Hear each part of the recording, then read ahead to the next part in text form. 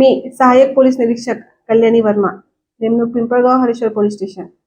Pimpalgaon police station परिसरातील सर्व भाविकांना एक नम्र विनंती करण्यासाठी मी हा सध्याचा व्हिडिओ बनवत आहे.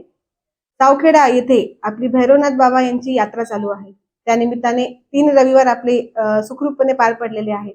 परंतु त्या यात्रेमध्ये ज्या छोट्या छोट्या गोष्टी होत आहेत त्यासाठी तुम्हाला अवेअर करण्यासाठी मी हा सदरचा व्हिडिओ बनवत आहे.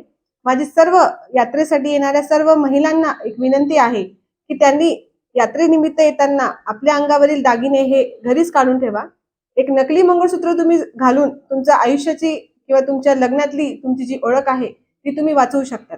त्यासाठी यात्रेमध्ये येताना तुम्ही मंगळसूत्र न घालता एक नकली मंगळसूत्र घालून तुम्ही या. तुमच्या हातामध्ये जर पर्स असले किंवा इतर काही साहित्य असले त्याची तुम्ही काळजी करा. तुमच्यासोबत तुमचे लहान मुलं असतात. बऱ्याचदा यात्रेमध्ये ते मुलं हरवण्याचे प्रमाण पण खूप मोठ्या प्रमाणात आहे. तर मुलांची शक्यतो काळजी घ्या. लहान मुलं जर तुमच्या सोबत असतील तर त्यांचा हात सोडू नका. सगळ्यात महत्त्वाची गोष्ट, यात्रेमध्ये येताना रस्त्यावरती मोठ्या प्रमाणामध्ये वाहतूक कोंडी होत आहे.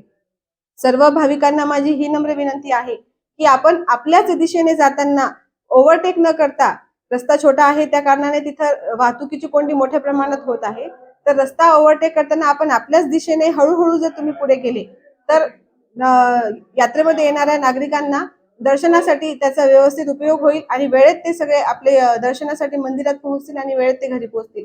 म्हणून माझी सर्व भाविकांना विनंती आहे की या छोट्याशा गोष्टींसाठी तुम्ही यात्रेमध्ये येताना काळजी घ्या. आपले पर्स आणि आपले दागिने सांभाळा. चोरांपासून सावध राहा.